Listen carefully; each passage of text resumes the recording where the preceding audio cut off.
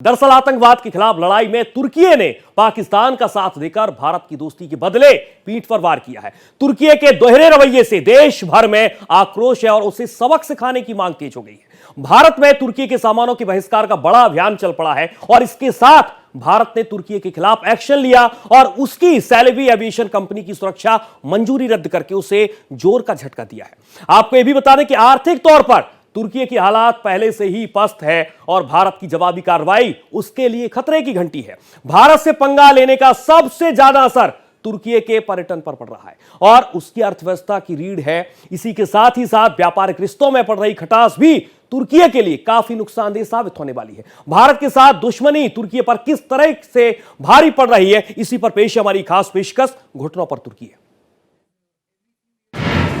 तुर्की ने तोड़ा भारत का भरोसा।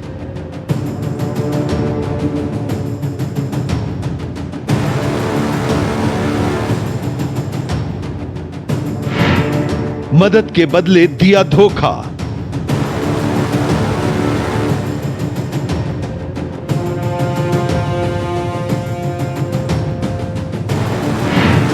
तुर्की का पाक प्रेम पड़ा भारी।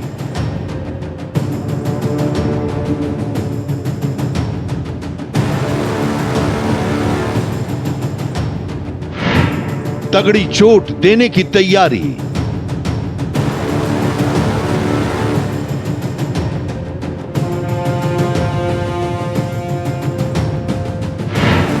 गद्दारी की मिलेगी सजा।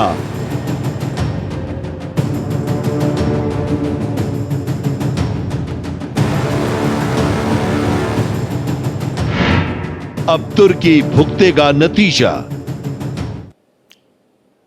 तुर्की के साथ भारत के एक के बाद एक रिश्ते खत्म हो रहे हैं। एप्पल से लेकर मार्वल के बहिष्कार के बाद शिक्षण संस्थानों ने भी तुर्की के साथ अपने रिश्तों पर विराम लगा दिया है। व्यापार के मामले की अगर हम बात करते हैं तो तुर्की को सबक सिखाने के साथ ही अब उसे कूटनीति के जरिए भी अलग थलग करके उसे सबक सिखाने की दिशा में भारत आगे बढ़ रहा है। भारत और तुर्की के बीच रिश्ते बेहद ही खराब हो गए हैं और इसका असर दोनों देशों के बीच अरबों डॉलर के निवेश आधारित सहयोग भी ठंडे बस्ते में जा सकता है। भारत के एक्शन से तुर्की की टेंशन बढ़ गई है।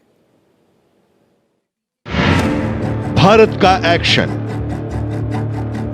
भारत ने तुर्की पर अपना शिकंजा कसना शुरू कर दिया है। भारत ब्रिक्स, G20 और संयुक्त राष्ट्र यानी UN जैसे मंचों पर तुर्की की नीतियों पर सवाल उठा सकता है। इससे तुर्की की अंतर्राष्ट्रीय साख कमजोर होगी और वो अंतर्राष्ट्रीय मंचों पर अलग थलग पड़ जाएगा। इस सब के बीच #बायकॉट तुर्की सोशल मीडिया पर ट्रेंड कर रहा है। दिल्ली में CAIT की एक महत्वपूर्ण बैठक हुई जिसमें पाकिस्तान का साथ देने पर तुर्की और अजरबैजान के साथ सभी तरह के व्यापार खत्म करने का फैसला लिया गया है। साथ ही तुर्की और अजरबैजान में फिल्मों की शूटिंग के बहिष्कार की भी अपील की गई है। भारत ने इससे पहले मलेशिया जैसे देशों को कूटनीतिक दबाव से चुप कराया है। भारत के सख्त एक्शन से तुर्की घुटनों पर आ गया है। भारतीय टूरिज्म की आप बात करें, डेफिनेटली यस, टर्की में काफी भारतीय टूरिस्ट जाते हैं। टर्की का annual revenue I think tourism से करीब $60 बिलियन है। उसमें से भारतीय टूरिस्ट का छोटा है बट फिर भी हमारा करीब करीब $800 मिलियन हमारे से जाता है। तो ठीक है, हम बंद करें टूरिज्म टर्की को भी और अजरबैजान को भी। इसके अलावा यस, हमारा ट्रेड है, उसमें देखना पड़ेगा कि उसमें कौन कौन से आइटम रोके जा सकते हैं। परंतु ये देखा जा सकता है ना कि गोइंग फॉरवर्ड टर्की को बॉयकॉट करें। टर्की पे इंपोर्ट टैरिफ लगा दें हम। जो भी टर्की का माल इंडिया में आ रहा है, क्यों नहीं उस पर हम टैरिफ डबल कर दें। वो WTO में जाएगा, वो देखा जाएगा, तब की बात तब की है। पर इमीडिएटली इंडिया, अगर भारतीय सरकार एक ये कदम उठा सकती है, टैरिफ उठाए उसके खिलाफ, लोग बॉयकॉट करें टूरिज्म का, तो इससे फर्क पड़ेगा टर्की की इकोनॉमी को कुछ धीरे धीरे लंबे समय में। बट मच मोर ये दुनिया को मैसेज करेगा कि इंडिया अपने देश हित के लिए खड़ा होता है, भारत की सरकार और भारत के लोग। मेरे मुताबिक तुर्की को बहुत बड़ा झटका है। हिंदुस्तान और तुर्की का इस समय जो आपसी व्यापार है तकरीबन $10.43 बिलियन है। हम बड़े पैमाने पर तुर्की से मार्बल इंपोर्ट करते हैं, एप्पल से इंपोर्ट करते हैं, कई प्रकार के ड्राई फ्रूट्स इंपोर्ट करते हैं और बहुत ही बड़े पैमाने पर तकरीबन 6 करोड़ दैट मीन्स 60 लाख पर्यटक तुर्की में जाते हैं, जिससे तुर्की की रेवेन्यू में काफ़ी उछाल आता है। इस समय तुर्की की इकोनॉमी काफ़ी ज़्यादा गिर चुकी है, क्योंकि वहाँ भी लोग जो सबसे लोकप्रिय लीडर है, जो अगले साल में 100% एर्दोगन को हरा सकता था, एर्दोगन ने उसको जेल में डाल दिया झूठे चार्जेस के ऊपर, जिससे पब्लिक उसके खिलाफ हो चुकी है। अभी हिंदुस्तान की तरफ से उसको झटका जो लगेगा, इससे एर्दोगन के लिए और नुकसान होगा और तुर्की के लिए भी काफ़ी ज़्यादा नुकसान होगा। तुर्की के लोग जो है हिंदुस्तानियों को चाहते हैं। हज़ारों साल से हमारे रिश्ते नाते जो है दोस्ताना थे, लेकिन एर्दोगन के आने के बाद में ये रिश्ते नाते जो है बहुत ही बेकार हो चुके हैं। 15 मई को तुर्की की कंपनी सेलेबी एविएशन की सुरक्षा मंजूरी रद्द कर दी गई। ये दिल्ली, मुंबई और बेंगलुरु सहित अहम भारतीय हवाई अड्डों पर हाई सिक्योरिटी ऑपरेशन संभालती है। तुर्की की एक सेलेब नाम की कंपनी है, जो हमारे 9 एयरफील्ड जो है, एयरपोर्ट्स हैं, जिसमें दिल्ली भी शामिल है, बॉम्बे भी शामिल है, हैदराबाद भी है, बेंगलुरु भी, इनमें जो ग्राउंड कंट्रोल का काम करते थे, उसका काम कर रहे थे, और बैगेज कंट्रोल का। और जो खास करके दिल्ली वाली थी, उसका जो एरिया ऑफ रिस्पॉन्सिबिलिटी था वो टेक्निकल एरिया के नज़दीक था, जहाँ हमारे इलेक्ट्रॉनिक वॉरफेयर के जहाज़ खड़े होते थे, और प्राइम मिनिस्टर का भी VIP जहाज़ वहीं खड़ा होता है। ये बहुत खतरा हो सकता था।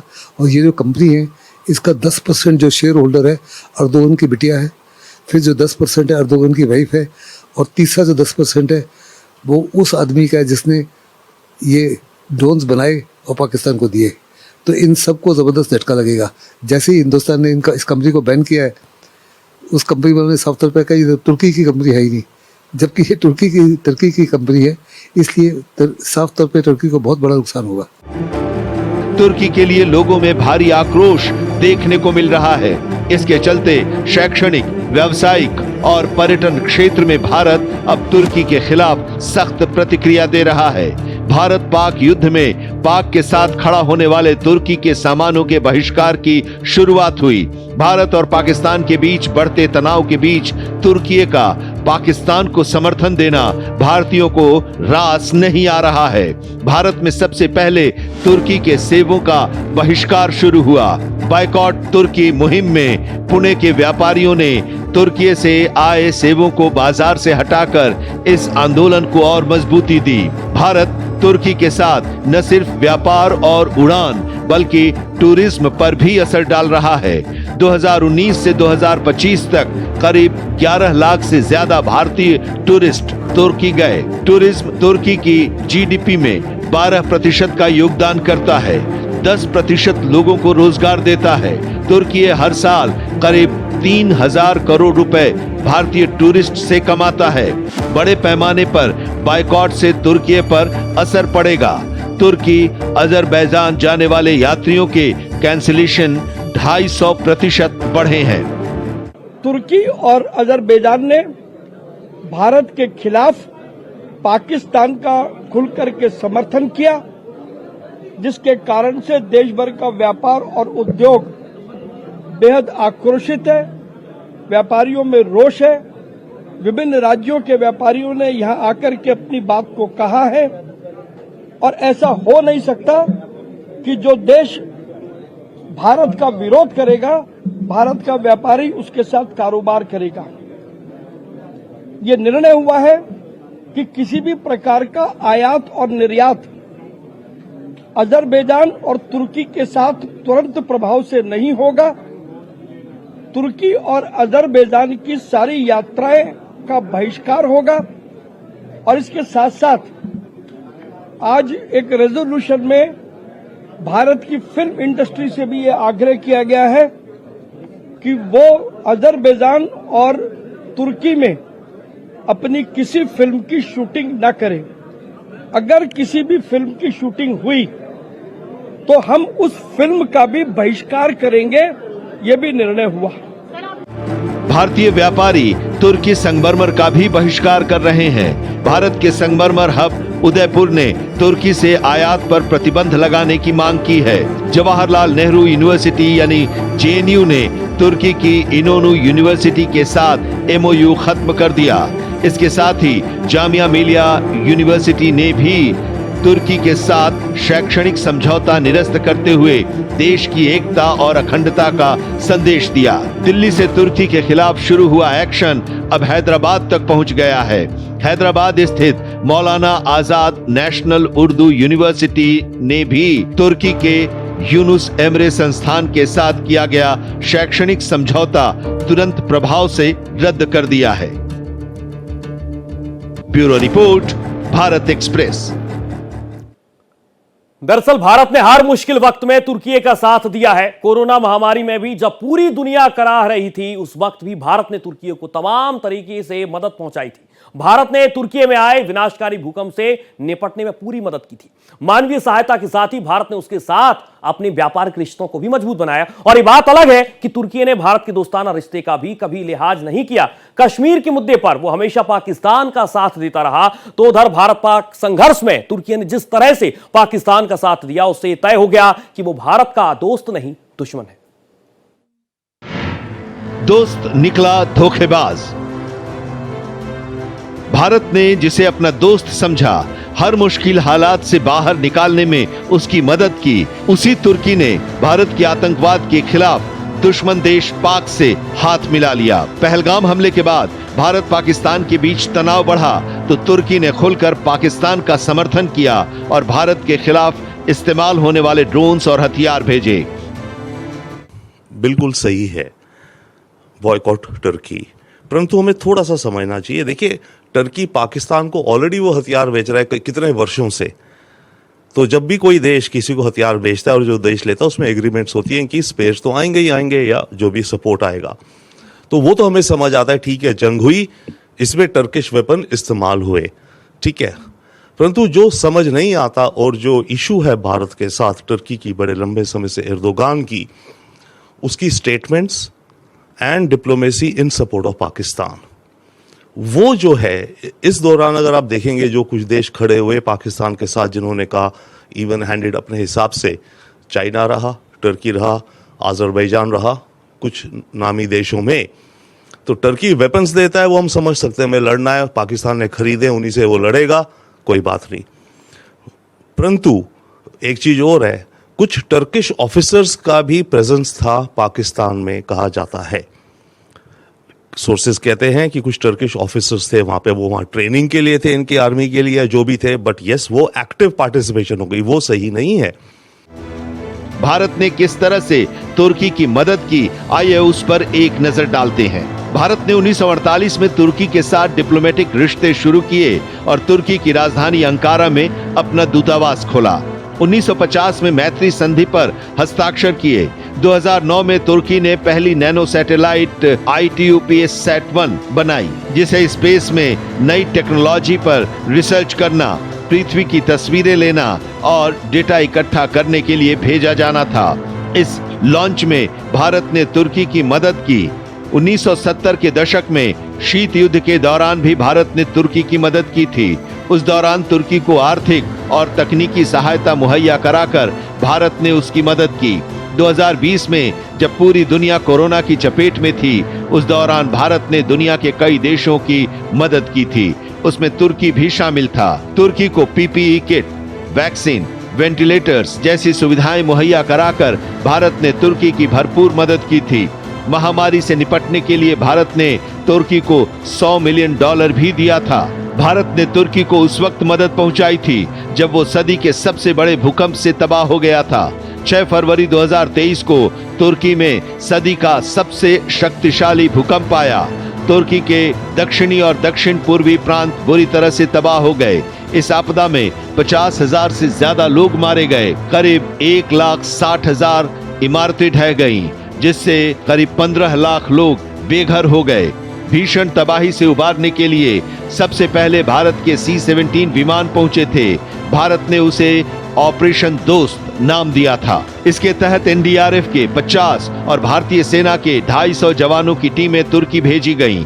टीमें दिन रात मलबे में फंसे लोगों को बचाने में लगी रहीं। इंडियन एयरफोर्स के 7 विमान भेजे। इनमें 6 C-17 में राहत सामग्री और एक C-130J सुपर हरक्यूलिस विमान में मेडिकल उपकरण थे।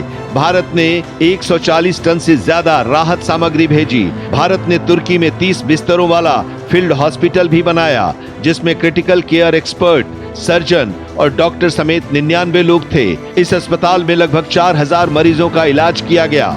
इसके साथ ही भारत ने ग्लोबल ट्रेड ब्लॉक और WTO में तुर्की को शामिल किए जाने की बात को समर्थन दिया। यूरोपीय संघ में भी तुर्की को शामिल होने में भारत ने समर्थन दिया था। भारत की तमाम मदद को भुलाकर तुर्की ने पाकिस्तान का साथ देकर यह साफ कर दिया है कि वो भारत का दोस्त नहीं, दुश्मन है। भारत के साथ दुश्मनी साधकर तुर्की ने अपने पैर पर कुल्हाड़ी मार ली है। टर्की का जो स्टांस रहा है दुनिया भर में भारत के खिलाफ कश्मीर के मुद्दे को लेकर, वो क्लियर कट है। तो मेरे ख्याल से अब क्लियर समय आ गया है टर्की को बॉयकॉट करने का। बहुत सारी और डेस्टिनेशंस हैं दुनिया में, टूरिज्म ले लीजिए, बिजनेस की भी बहुत है, और कई बार हमारे बिजनेस को हिट लेनी पड़ेगी देश हित के लिए। तो ये वक्त है, टर्की को बॉयकॉट किया जा सकता है, करना चाहिए। बहुत ही बड़े पैमाने पर इससे उसको नुकसान पहुंचेगा, क्योंकि मैंने कहा कि जैसे बहुत बड़े पैमाने पर इंपोर्ट एक्सपोर्ट होता था, हम टर्की को एक्सपोर्ट बंद कर देंगे और उससे इंपोर्ट जो कर रहे थे उसको भी बंद कर देंगे। और $10.4 बिलियन कोई कम नहीं है, काफ़ी बड़ा है, जबकि अजरबैजान के साथ तकरीबन ओनली $1.4 बिलियन है। और तुर्की की क्वालिटी ऑफ लाइफ से लोगों की है, बड़े पैमाने पर इस एक्सपोर्ट के ऊपर डिपेंडेंट है, खास करके जो मार्बल को एक्सपोर्ट करते हैं और जो एप्पल एक्सपोर्ट करते हैं और जो ड्राई फ्रूट्स एक्सपोर्ट करते हैं। इसके अलावा तुर्की से कुछ और चीज़ें भी आते हैं in terms of handicraft. Bureau report, Bharat express. दरअसल भारत ने तुर्की को हमेशा दोस्त मानकर उसका साथ दिया। पाकिस्तान के साथ उसका रिश्ता होने के बावजूद भी भारत उसकी हर तरह से मदद करता रहा, लेकिन तुर्की भारत का भरोसेमंद दोस्त नहीं बना। तुर्की की भारत पर निर्भरता बढ़ी है और इसी के बावजूद वो पाकिस्तान का खुलकर साथ दे रहा है। चीन के साथ अपने रिश्ते को लगातार मजबूत कर रहा है, लिहाजा भारत को तुर्की के साथ अपने रिश्ते को नए सिरे से देखने की जरूरत है और इसकी शुरुआत भी हो चुकी है। तुर्की का पाक चीन प्रेम। पाकिस्तान के प्रति तुर्की का रवैया हमेशा से दोस्ताना रहा है। दरअसल पाकिस्तान एकमात्र परमाणु संपन्न इस्लामिक मुल्क है और इसीलिए तुर्की पाकिस्तान के साथ दोस्ती साधकर इस्लामिक मुल्कों पर अपना दबदबा कायम करना चाहता है। 2003 में तुर्की के प्रधानमंत्री बनने के बाद रिसेप तैयब एर्दोगन अब तक 10 बार पाकिस्तान का दौरा कर चुके हैं, जबकि G20 के अलावा सिर्फ 2 बार भारत आए हैं। 2020 से 24 के बीच तुर्की का पाकिस्तान को हथियार निर्यात करीब 103% बढ़ गया है। पाकिस्तान भारत के खिलाफ इस्तेमाल करने के लिए ही हथियार खरीदता है। तुर्की ने पाकिस्तान की नेवी के मॉडर्नाइजेशन में भी मदद की है। दोनों देशों की नेवी साथ में डिफेंस एक्सरसाइज भी करती है, जबकि भारत और तुर्की ने कभी कोई एक्सरसाइज नहीं की है। तुर्की असल में साइप्रस के साथ बुरी तरह से उलझा हुआ है। साइप्रस के बीच की उसकी जंग दशकों पुरानी है। इसके बावजूद तुर्की इसे खत्म नहीं कर पा रहा है और यही वजह है कि तुर्की न सिर्फ इस्लामिक मुल्कों के साथ बल्कि चीन के साथ भी अपने रिश्ते को ज्यादा अहमियत दे रहा है। दरअसल तुर्की अपनी तरह से सेफ गेम खेल रहा है। तुर्की पाकिस्तान के साथ ही चीन के साथ भी अपने रिश्ते मजबूत कर रहा है। चीन की इलेक्ट्रिक कार कंपनी BYD ने 2024 में तुर्की में अपनी फैक्ट्री लगाने के लिए $1 बिलियन यानी करीब 8,500 करोड़ रुपए का निवेश किया था। पिछले साल उसने चीन से व्यापार बढ़ाने के लिए 2000 वस्तुओं की लिस्ट दी थी जो चीन उनसे आयात कर सकता है। तुर्की चीन पर भरोसा जरूर कर रहा है, लेकिन वो उसे अपना भरोसेमंद दोस्त नहीं मानता है। अर्दोगन जो है वास्तव में वो अपने आप को अरब और मुस्लिम वर्ल्ड में सबसे टॉलेस्ट लीडर के रूप में पेश करना चाहते थे।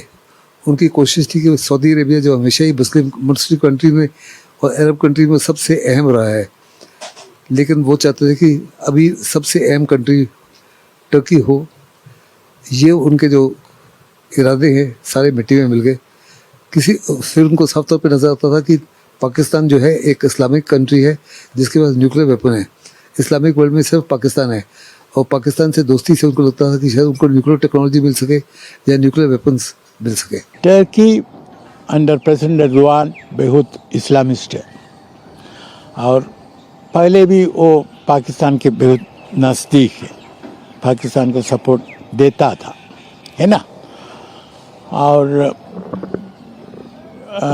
एर्दोगान क्या चाहते हैं, वो इस्लामिक वर्ल्ड का लीडर बनना चाहता है ना। इसलिए उन्होंने किया।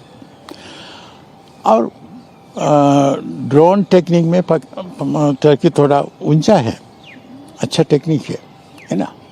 अच्छा, अजरबैजान क्यों किया? क्योंकि अजरबैजान और आर्मीनिया एक टेरिटोरियल डिस्प्यूट था और भारत ने आर्मीनिया को बहुत मिलिट्री आर्म्स दिया था, सेल किया था, है ना। तो अजरबैजान सोच रहे हैं क्यों। भारत ने तुर्की पर अपना शिकंजा कसना शुरू कर दिया है और उसकी अर्थव्यवस्था इससे बुरी तरह से प्रभावित होगी। भारत तुर्की को पेट्रोलियम, केमिकल्स और कपड़े एक्सपोर्ट करता है, जबकि तुर्की से मशीनरी और ऑटोमोबाइल पार्ट्स इंपोर्ट होते हैं। भारत इन सामानों को जापान या साउथ कोरिया जैसे देशों से खरीद सकता है। तुर्की की इकोनॉमी को इससे डेंट जरूर लगेगा। देखो, इसका दुनिया भर में तो कोई बड़ा असर नहीं होगा, असर केवल आपसी रिलेशन पर होगा, क्योंकि तुर्की जो है नेटो का मेंबर है। अगर हम सच्चे सोचे कि इसकी वजह से कोई नेटो के देशों का इसके साथ कोई अनबन होगी, इम्पॉसिबल। अगर हम सोचे कि मुस्लिम वर्ल्ड का इसके साथ कोई अनबन होगी, वो अनबन मुस्लिम वर्ल्ड के साथ पहले भी है, हमारे रिश्ते नाते की वजह से नहीं होगी, ना ही अरब वर्ल्ड में कोई फर्क पड़ेगा। उसको बेसिक नुकसान जो है हिंदुस्तान के साथ दो तरफा ट्रेड पे है, हिंदुस्तान के साथ जो पर्यटक हमारे जाते हैं उसमें, फिर बड़े उसके तुर्की के बड़े लोग जो आते हैं हिंदुस्तान में आते हैं मेडिकल इलाज वगैरह के लिए, उसमें उसको काफ़ी नुकसान हो सकता है, क्योंकि हिंदुस्तान अभी उनको आसानी से वीज़ा वगैरह नहीं देगा, लेकिन अदरवाइज कोई खास उसको इंटरनेशनल इफेक्ट नहीं पड़ेगा। तुर्की को आर्थिक तौर पर चोट पहुंचाने के साथ ही भारत उसे अंतर्राष्ट्रीय मंच पर भी अलग थलग कर सकता है। तुर्की में ह्यूमन राइट्स वायलेशन बहुत ज्यादा बढ़ गया है। भारत इस मुद्दे को यूनाइटेड नेशंस के सामने मजबूती से रख सकता है। इससे तुर्की को सीधे तौर पर चोट पहुंचाई जा सकती है। Bureau report, Bharat express. आतंकवाद वैश्विक चुनौती है। तुर्की ने भी आतंकवाद का सामना किया है। भारत ने पाकिस्तान से आतंक की जमीन को खत्म करने के लिए जवाबी कार्रवाई की थी। भारत की जवाबी कार्रवाई पाकिस्तान के खिलाफ नहीं थी, लेकिन तुर्की ने आतंकवाद के खिलाफ लड़ाई में पाकिस्तान का साथ तब तक दिया जब दुनिया भर के देशों ने भारत की कार्रवाई का समर्थन किया है। भारत की दोस्ती को दरकिनार करते हुए इस्लामिक मुल्क के नाम पर जिस तरह से दोहरा रवैया तुर्की ने अपनाया, उसे देखते हुए भारत अब तुर्की से अपने पुराने रिश्तों को खत्म कर रहा है और इसी के साथ भारत आर्थिक कूटनीतिक चोट पहुंचाकर तुर्की को इस्लामिक मुल्कों में अपना दबदबा कायम करने का सपना चूर कर देगा। फिलहाल हमारी खास पेशकश में इतना ही। देश और दुनिया की तमाम खबरों के साथ आप देखते रहिए भारत एक्सप्रेस।